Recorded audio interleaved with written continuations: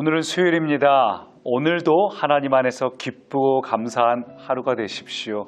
여러분 혹시 견월망지라는 사자성어를 들어보신 적이 있나요? 견월망지, 그것은 손가락으로 저 달을 가리켰는데 손가락으로 가리키는 달을 보질 않고 내 손가락만 보고 있는 것을 견월망지라고 합니다. 때때로 저는 사역자들과 함께 사역을 하면서 저도 그랬던 적이 있고 또 다른 사역자가 저를 향해서 견월망지하는 것을 보게 됩니다. 제가 무언가 한참 이야기하고 있는데 제가 바라보는 것을 함께 봤으면 좋겠는데 저만 보고 있는 거예요. 저만. 기왕이면 제가 바라보는 걸 함께 보고 그러기 위해서 제 옆으로 와서 함께 같은 곳을 보면 좋겠는데 그러지 못해서 답답할 때가 있습니다. 어쩌면 우리가 성경을 읽을 때도 하나님의 시선으로 말씀을 읽어야 되는데 우리의 시선으로 말씀을 읽을 때가 더 많지 않을까 생각을 합니다.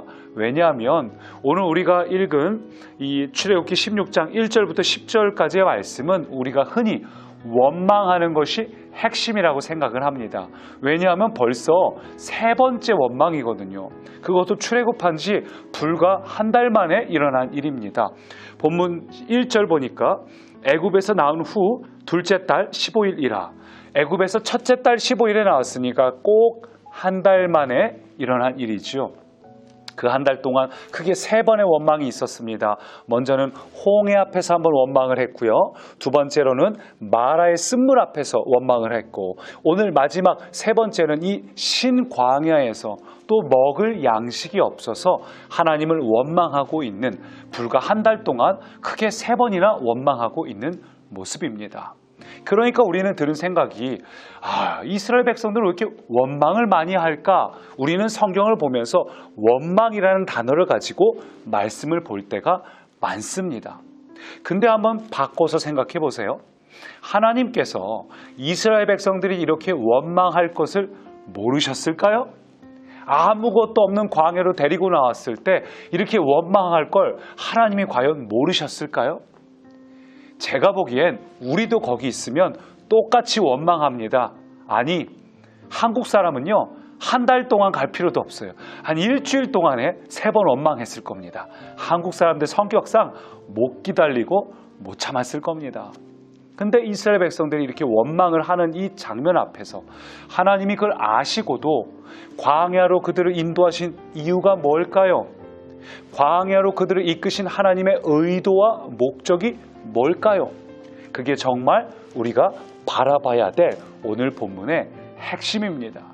하나님께서 이 광야 생활을 통해 백성들에게 깨닫게 하시려는 게 무엇이었을까?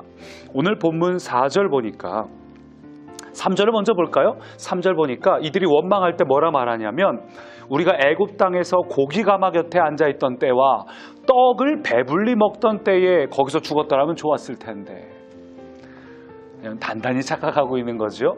그들이 고기 가마 곁에 있었어도 그들이 먹을 수 있는 고기는 아니었습니다.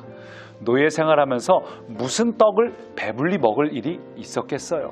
그러니까 그들이 너무 힘들고 어려우니까 과거의 상황들을 착각하고 오해하고 오히려 과거의 상황들을 동경하고 있는 모습들입니다. 근데 하나님은 그들의 과거의 기억을 전부 깨트리고 이제는 완전히 새롭게 하나님의 새로운 뜻을 그들 가운데 새겨주시려고 이렇게 말씀하셔요. 4절 보니까 보라 내가 너희를 위하여 하늘에서 양식을 비같이 내리리니. 예, 비같이 내린다.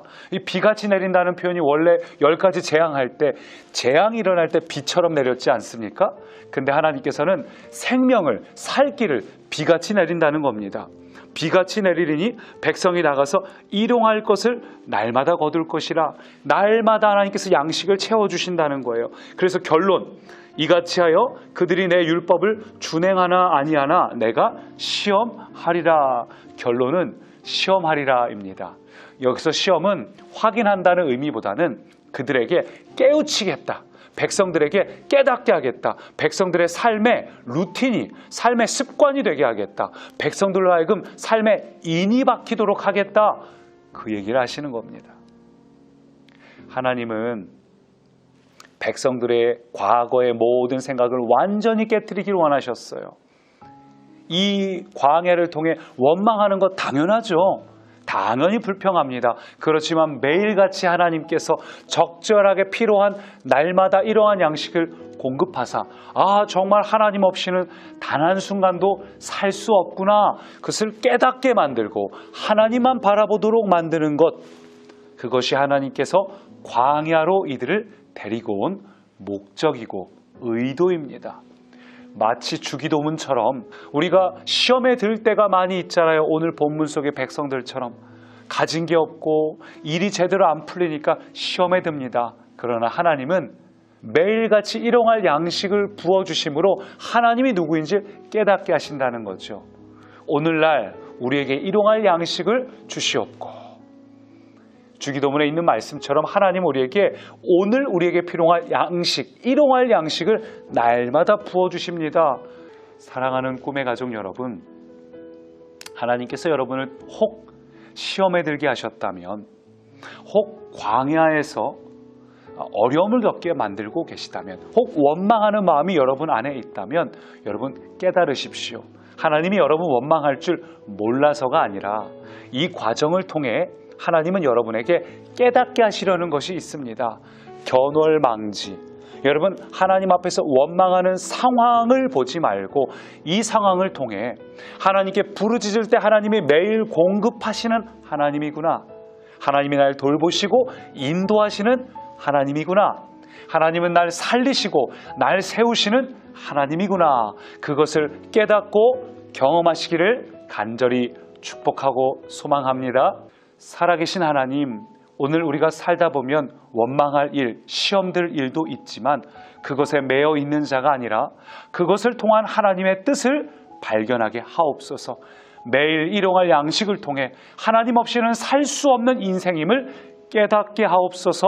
감사드리며 예수님 이름으로 기도합니다. 아멘. 하루를 시작할 때, 어려움을 만날 때, 말할 수 없는 고민도 주님께 물어요. 주님 어디로 갈까요? 주님 어떻게 할까요? 주님 음성을 따라 나는 걸어가지요. 순종의 걸음마다 평안이 깃들고 내가 생각지도 못한 주의 뜻 이루어지니 지쳐있던 내 맘에 새 힘이 솟아나지요. 순종의 기쁨을 누려요.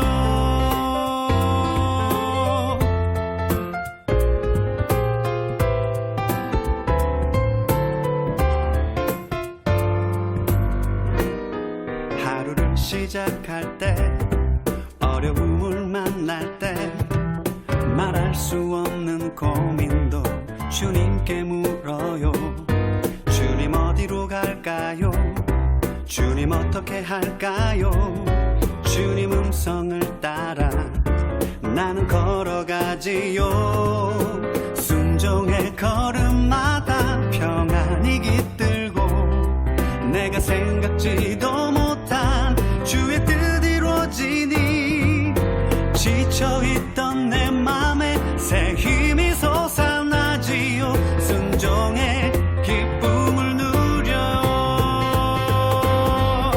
순종의 걸음마다 평안이 깃들고 내가 생각지도 못한 주의 뜻 이루어지니 지쳐있던 내 맘에 새 힘이 솟아나지요. 순종의 기쁨을 누려요. 순종의 기쁨을 누려요. 순종의 기쁨을 누려요.